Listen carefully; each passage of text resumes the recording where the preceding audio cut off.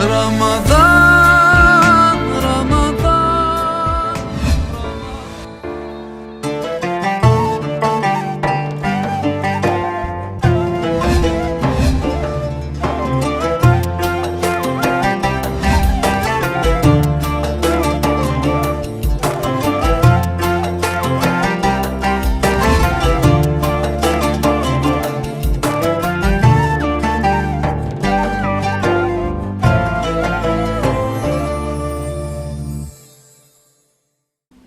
السلام علیکم۔ حضور صلی اللہ علیہ وآلہ وسلم کی خدمت میں چند اشعار۔ دلیل کبریائی ہے، دلیل کبریائی ہے رخ زیبا محمد کا، دلیل کبریائی ہے رخ زیبا محمد کا، زمانہ دیکھتے ہی ہو گیا شیدا محمد کا۔ تجھی پہ چھوڑتا ہوں، تجھی پہ چھوڑتا ہوں عشق احمد کا صلہ یارب، تجھی پہ چھوڑتا ہوں عشق احمد کا صلہ یارب، تجھی سے مانگتا ہوں،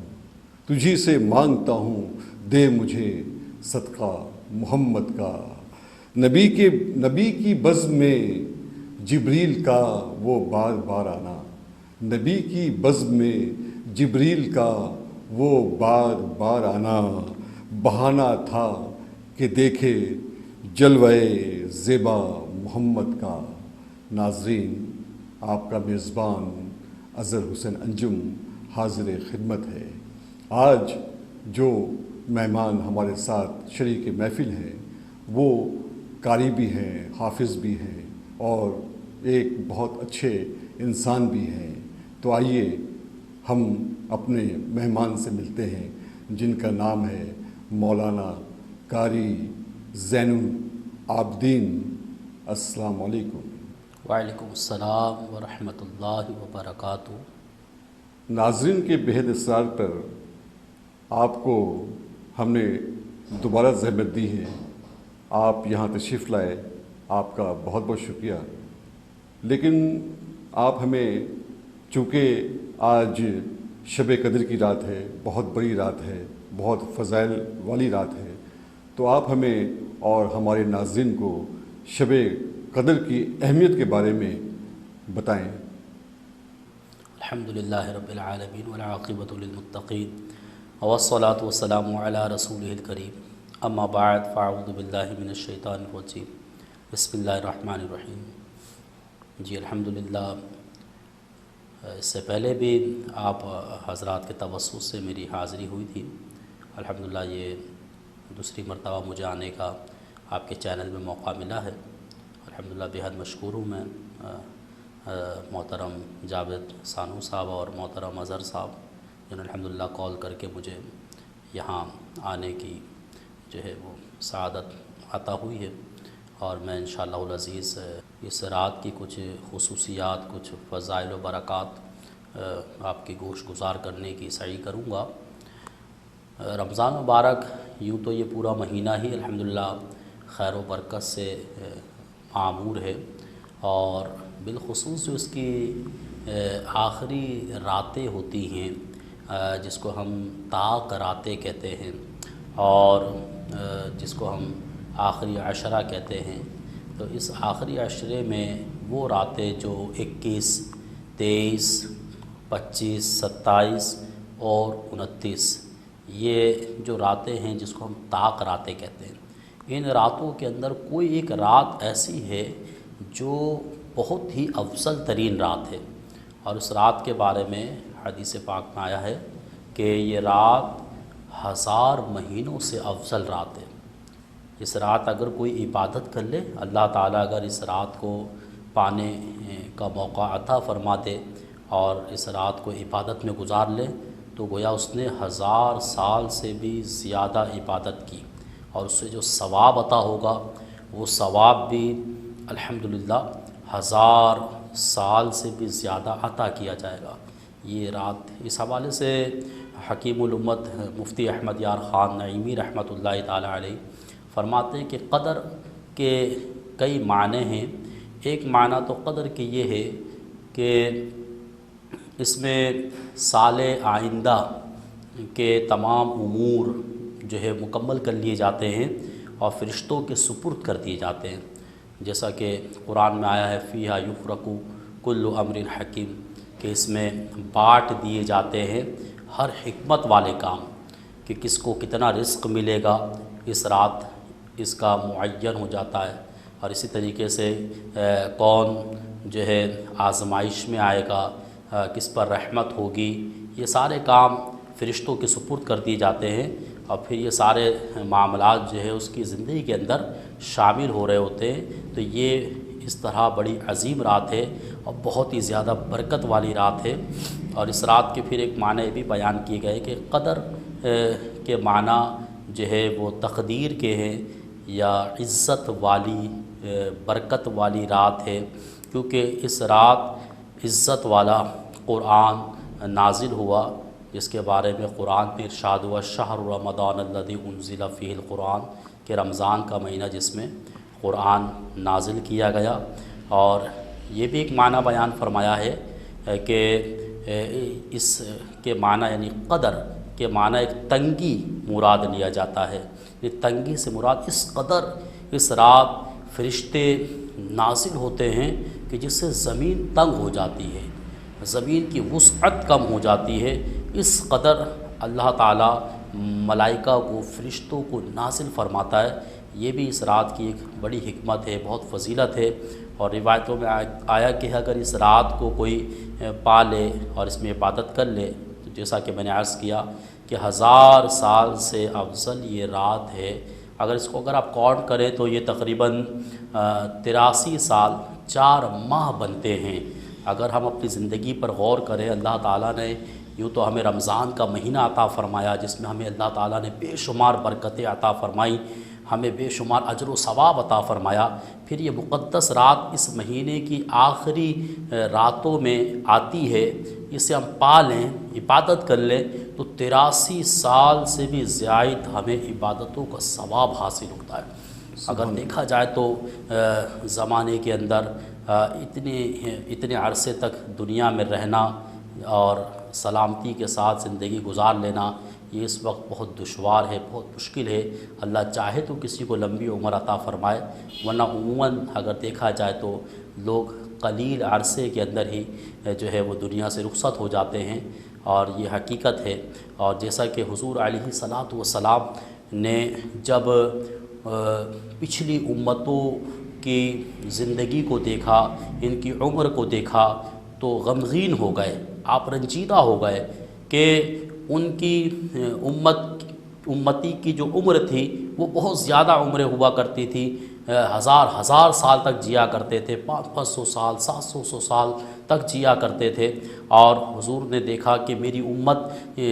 کے جو لوگ ہیں ان کی عمر بہت قلیل ہے، بہت تھوڑی ہے، تو یہ ان تک تو پہنچ نہیں پائیں گے، ان تک جو ہے ان کی عبادت تک نہیں پہنچ پائیں گے، جتنی عبادتیں انہوں نے کر لی اتنی عبادتیں میری امت کے جو لوگ ہوں گے وہ نہیں کر پائیں گے۔ تو اللہ تبارک و تعالیٰ نے یہ مقدس یہ بابرکت رات عطا فرمائی، اور یہ رات پھر ہر سال تشریف لاتی ہے، یہ زندگی میں ایک بار نہیں آتی، ہر سال یہ بابرکت رات آتی ہے جس میں ہم عبادتیں کر کے الحمدللہ بہت زیادہ اجر و ثواب حاصل کرنے میں کامیاب ہو جاتے ہیں۔ قرآن پاک میں اس کا شان نزول ہے، قرآن پاک میں پوری ایک سورت جو ہے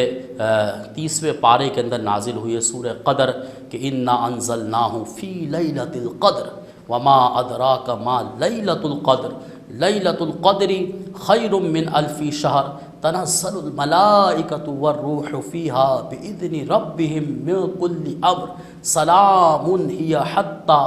مطلع الفجر۔ یہ پوری سورت جو ہے اس مقدس بابرکت رات کی فضیلت پر نازل ہوئی ہے کہ اللہ رب العالمین نے فرمایا کہ ہم نے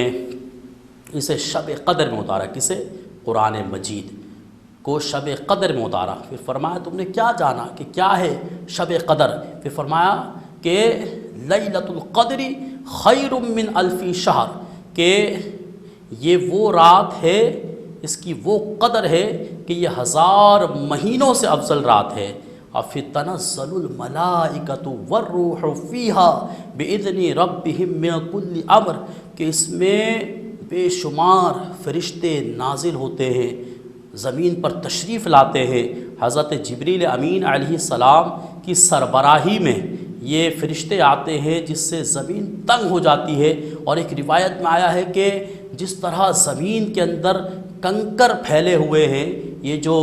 ذرات زمین پر پھیلے ہوئے ہیں، اس انداز سے اس سے بھی زیادہ جو ہے وہ فرشتے زمین پر تشریف لاتے ہیں، اس قدر فرشتے آتے ہیں۔ اور ایک روایت میں آتا ہے کہ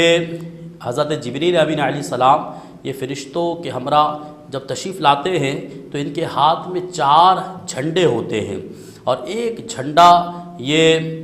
حضور علیہ الصلاۃ والسلام کے روضہ انور پر لگاتے ہیں، اور ایک جھنڈا یہ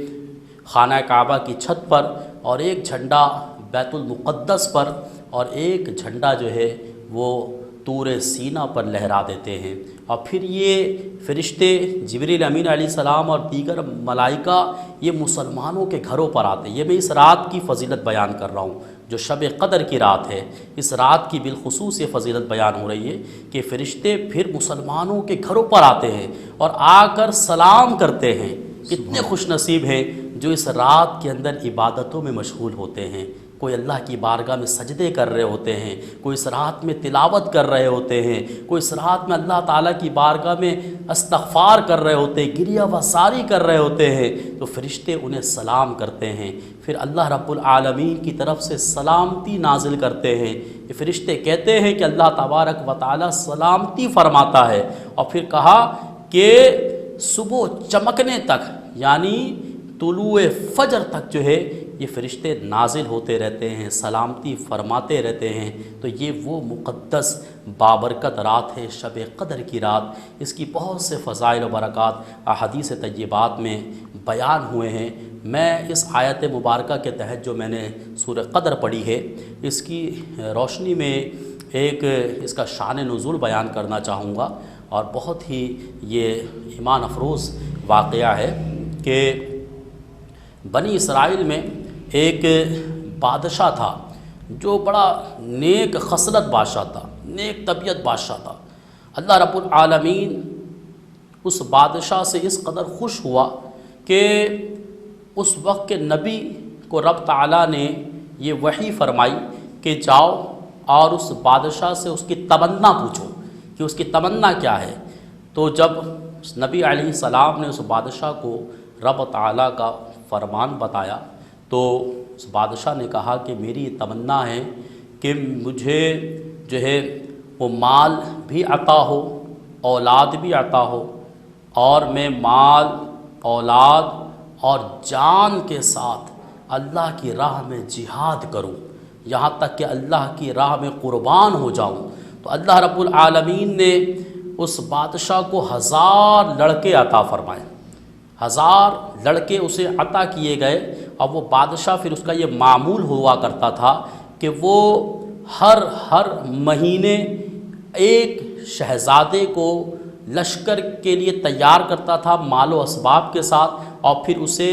جہاد پر روانہ کر دیا کرتا تھا، مجاہد بنا کر اللہ کی راہ میں جو ہے وہ پیش کر دیا کرتا تھا۔ اب وہ پورے مہینے تک اللہ کی راہ میں لڑتا رہتا، جہاد کرتا رہتا، یہاں تک کہ شہید ہو جاتا۔ اس طرح 1000 مہینے میں اس کے 1000 بیٹے شہید ہو گئے، اور پھر آخر میں وہ بادشاہ بھی اللہ کی راہ میں لڑ کر اللہ کی راہ میں اس نے بھی اپنی جان قربان کر دی۔ اس بادشاہ کے اندر ایک یہ بھی خصلت، یہ بھی اچھی عادت ہوتی تھی کہ وہ دن کے وقت روزے رکھا کرتا تھا، رات اللہ کی عبادت کیا کرتا تھا۔ تو پھر اللہ رب العالمین نے اس کو یہ بلند مقام عطا فرمایا، تو 1000 لڑکے اس نے اللہ کی راہ میں قربان کر دیے۔ تو اس آیت کا شان نزول پھر یہ بیان ہوا ہے، اور اس واقعے کو بیان کیا گیا ہے کہ اس بادشاہ کے 1000 لڑکے اللہ کی راہ میں قربان کرنا، مال و اسباب قربان کرنا، یہاں تک کہ اپنی جان قربان کر دینا، اور 1000 ماہ تک اللہ کی راہ میں جہاد کرتے رہنا، ایک طرف یہ ایک بہت بڑی سعادت کی بات ہے، بہت بڑا ایک اجر و ثواب کا یہ کام ہے لیکن اگر آپ غور کریں دیکھیں تو یہ رات جو مقدس رات عطا کی گئی ہے، اس رات کی خصوصیت اور اس کی فضیلت یہ بیان کی گئی ہے کہ یہ رات 1000 مہینوں سے افضل رات ہے۔ یعنی اس بادشاہ کی عبادات اور ریاضات ایک طرف ہے، اس کے بچوں کی قربانیاں اللہ کی راہ میں قربان کر دینا، اس کا ثواب اپنی جگہ ہے، لیکن ایک حضور کا امتی اس رات کو پا کر اس رات میں اللہ کی عبادت کر لے تو اللہ رب العالمین اس کو اس سے بھی زیادہ ثواب عطا فرمائے گا، اس سے بھی زیادہ اس کو اجر عطا کیا جائے گا۔ اسی طریقے سے کہا جاتا ہے کہ حضرت سلمان علیہ السلام کی ملکیت میں 500 شہر تھے اور حضرت ذوالقرنین کی ملکیت میں بھی 500 شہر تھے، تو اس طرح کل ملا کر یہ 1000 شہر ہوئے۔ اللہ رب العالمین نے جو شب قدر کی رات ہے، اس رات جو عبادت کرتے ہیں ان کو 1000 شہر سے بھی زیادہ برکتیں عطا فرماتا ہے۔ تو یہ بہت ہی مقدس، بہت ہی بابرکت رات ہے۔ اور میں آخر میں عرض کرتا چلوں کہ اس رات کو جو تلاش کرنے کے حوالے سے ہے کہ حضور علیہ السلام نے ماہ رمضان مبارک میں پہلے عشرے کا جو رحمت کا عشرہ ہے اس میں بھی آپ نے اعتکاف فرمایا، اور پھر اس رات کو پانے کے لیے حضور علیہ السلام نے دوسرے عشرے کا بھی اعتکاف فرمایا، اور پھر 2 عشرے اعتکاف کر لینے کے بعد جب تیسرا عشرہ شروع ہوا تو حضور علیہ السلام نے ارشاد فرمایا کہ میں نے پہلے عشرے کا بھی اعتکاف کیا اس لیے کہ شب قدر کو میں پا سکوں، اسے دیکھ سکوں، لیکن پہلے عشرے میں شب قدر نہیں تھی، پھر دوسرے عشرے میں نے اعتکاف کیا تو اس دوسرے عشرے میں بھی شب قدر کو نہ پایا۔ فرمایا کہ شب قدر رمضان کی آخری عشرے کی طاق راتوں میں ہے، یعنی کوئی ایک رات شب قدر کی رات ہو سکتی ہے، اور علماء کرام فرماتے ہیں کہ زیادہ قوی یہ ہے اور زیادہ تر قول اس حوالے سے ہے کہ شب قدر جو ہے وہ رمضان کی 27ویں رات کو تشریف لاتی ہے۔ اللہ رب العالمین سے ہم دعا کریں گے کہ ہم ان ساری راتوں میں جو رمضان کی آخری طاق راتیں ہیں ان سب راتوں میں عبادات کا اہتمام کیجئے، نوافل کی کثرت کیجئے، کیونکہ یہ بہت ہی بابرکت مہینہ ہے۔ پھر آخری عشرہ جو ہوتا ہے رمضان کا، یہ وہ عشرہ ہوتا ہے یقیناً جو رمضان سے محبت کرنے والے ہوتے ہیں، کیونکہ حضور نے فرمایا ہے کہ اگر میری امت کو یہ پتہ چل جائے، انہیں علم ہو جائے کہ رمضان ہے کیا، رمضان کی برکات ہے کیا، رمضان کی رحمت فضیلتیں کیا ہے، تو یہ تمنا کرے کہ رمضان کا مہینہ پورے سال رہے، کبھی یہ مبارک مہینہ رخصت نہ ہو۔ تو یہ مبارک راتیں ہیں، اس میں زیادہ سے زیادہ عبادات کا اہتمام کیجیے کہ کوئی ایک رات شب قدر کی بابرکت رات ہو سکتی ہے۔ بالخصوص میں کہنا چاہوں گا کہ صلاۃ التسبیح کی جو نماز ہوتی ہے یہ ان راتوں میں بالخصوص اس کا اہتمام کیا جاتا ہے۔ صلاۃ التسبیح کی نماز ضرور ادا فرمایا کریں، کیونکہ اس کی ایک فضیلت یہ ہے کہ اللہ رب العالمین اس نماز کی برکت سے سابقہ گناہوں کو معاف فرماتا ہے۔ حضور علیہ السلام نے اپنے چچا سیدنا عباس رضی اللہ تعالی عنہ سے فرمایا کہ میرے چچا، یہ نماز یعنی صلاۃ التسبیح کی نماز ہے، اس نماز کی فضیلت کو بیان کیا، پھر اس نماز کے طریقے کو بیان کیا، اور ارشاد فرمایا کہ ہو سکے تو یہ نماز آپ روزانہ ادا کریں، اگر روز ادا نہ کر سکتے ہوں تو ہفتے میں ایک دن جمعے کے دن یہ نماز پڑھ لیا کریں، اگر یہ بھی نہ ہو تو مہینے میں ایک دن یہ نماز ادا کر لیا کریں، اگر یہ بھی نہ ہو تو سال میں ایک مرتبہ یہ نماز ادا کر لیں،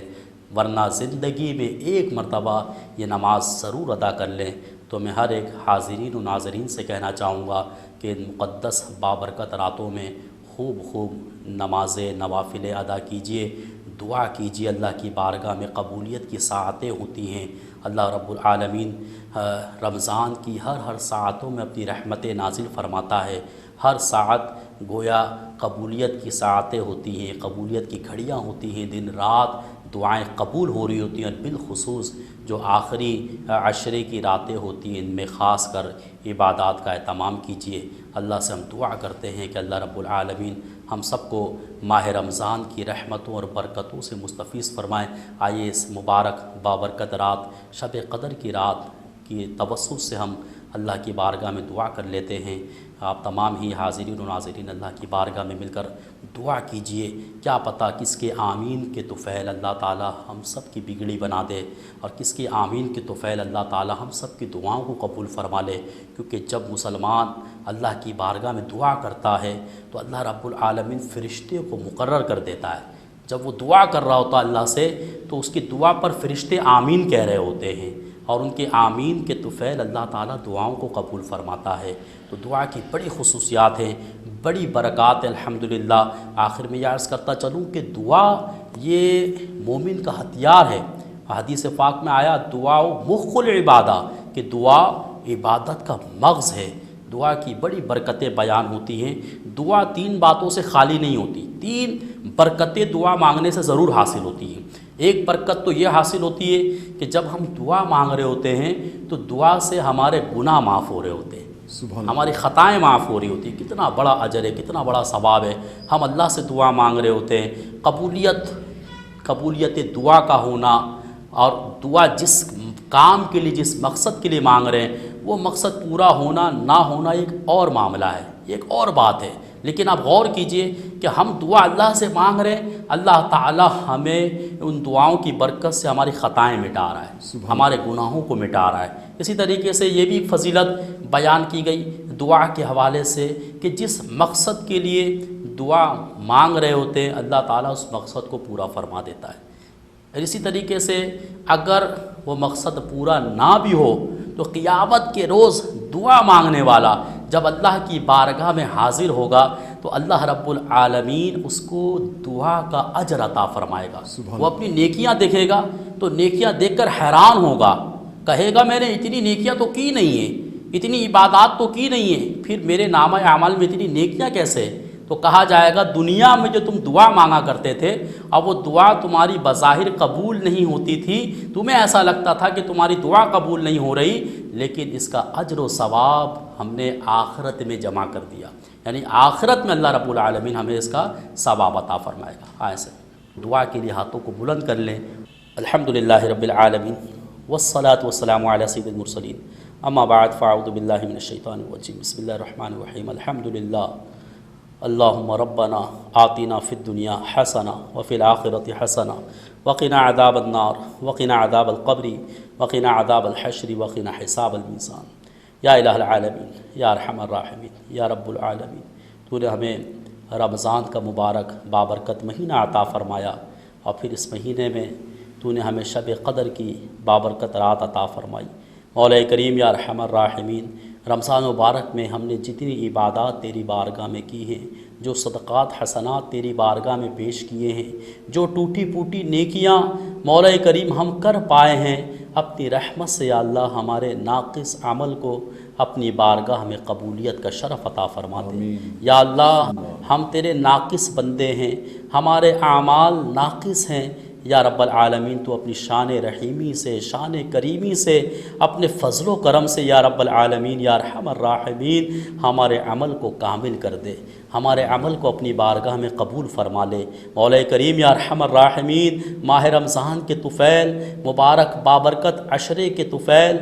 ماہ رمضان کی آخری عشرے کے طفیل مولا ہم سب کی بلا حساب مغفرت فرما۔ یا اللہ حضور کی ساری امت کی مغفرت فرما۔ مولا کریم سارے عالم اسلام پر رحم و کرم فرما۔ مولا کریم یا ارحم الراحمین اس مقدس بابرکت مہینے کے طفیل یا اللہ جو بیمار ہیں، گھروں میں بیمار ہیں، اسپتالوں میں بیمار ہیں، زیر علاج ہیں، یا مولا کریم جن کے آپریشن کے معاملات ہیں، جن کے علاج کو ناممکن قرار دے دیا گیا ہے، یا رب العالمین تو تمام مریضوں پر رحمت کی نظر فرما دے، تمام بیماروں کو شفا عطا کر دے۔ مولا کریم جو پریشانیوں میں مبتلا ہے انہیں عافیت و سلامتی کی زندگی عطا فرما۔ الہ العالمین یا ارحم الراحمین ہمیں ماہ رمضان کی برکتوں سے مستفیض فرما۔ مولا کریم یا ارحم الراحمین یا رب العالمین جو مسلمان بے روزگاری میں مبتلا ہیں انہیں بہتر آسان حلال روزگار عطا فرما، جو برسر روزگار ہیں مولا ان کے رزق میں برکتیں عطا فرما، جو مقروض ہیں بار قرض سے نجات عطا فرما، مولا کریم ہر ایک مسلمان کے گھر میں رحمتوں کا نزول فرما، فضل و کرم عطا فرما، الہ العالمین یا ارحم الراحمین عالم اسلام کی خیر فرما، ہمارے ملک عظیم وطن عزیز پاکستان کو استحکام عطا فرما، یا اللہ ہمارے شہر کراچی کو امن و سکون کا گہوارہ بنا، بالخصوص مولا ہم تیری بارگاہ میں دعا کرتے ہیں مولا کریم شروع رمضان سے یہ سلسلہ جو جاری ہے مولا کریم یا ارحم الراحمین جاوید سانو صاحب کے توسط سے، اظہر انجم صاحب کے توسط سے اور دیگر جو دوست و احباب ہیں مولا کریم ان کے توسط سے جو یہ پروگرام چل رہا ہے، نعت خوانی کا سلسلہ ہے مولا کریم یا ارحم الراحمین، فضائل رمضان بیان ہو رہے ہیں، اس مہینے کی برکتیں بیان ہو رہی ہیں مولا کریم یا ارحم الراحمین، تمام کار خیر کو اپنی بارگاہ میں قبول فرما مولا کریم، ان سب کو ہم سب کو اس کا اجر عظیم عطا فرما، ہماری ان کاوشوں کو اپنی بارگاہ میں قبول فرما، جتنے حاضرین ہیں ناظرین ہیں یا اللہ جتنے لوگ ہمارے سلسلے کو دیکھ رہے ہیں مولا سب کو دین و دنیا کی برکتیں عطا فرما، سب کو دونوں جہاں کی بھلائیاں عطا فرما مولا کریم، ہماری دعاؤں کو اپنی بارگاہ میں قبول فرما، ببرکت ان اللہ وملائکتہ یصلون علی النبی یا ایہا الذین آمنوا صلوا علیہ وسلموا تسلیما، اللہم صل علی سیدنا مولانا محمد وبارک وسلم صلوا علیہ، سبحان ربک رب العزت عما یصفون وسلام علی المرسلین والحمد للہ رب العالمین۔ آمین۔ اچھا تو ناظرین، اب ہمارے پروگرام کا وقت ختم ہوا چاہتا ہے، لیکن جانے سے پہلے وہی آخری بات جو میں کہتا ہوں کہ کامیابی انہی کو ملتی ہے جنہیں کامیابی کا یقین ہوتا ہے۔ ناظرین، اب اپنے میزبان اظہر حسین انجم کو اجازت دیجیے، انشاءاللہ تعالی کل پھر ہم ملیں گے ایک نئے مہمان کے ساتھ۔ اس وقت تک کے لیے آپ سے اجازت چاہتا ہوں، اللہ حافظ۔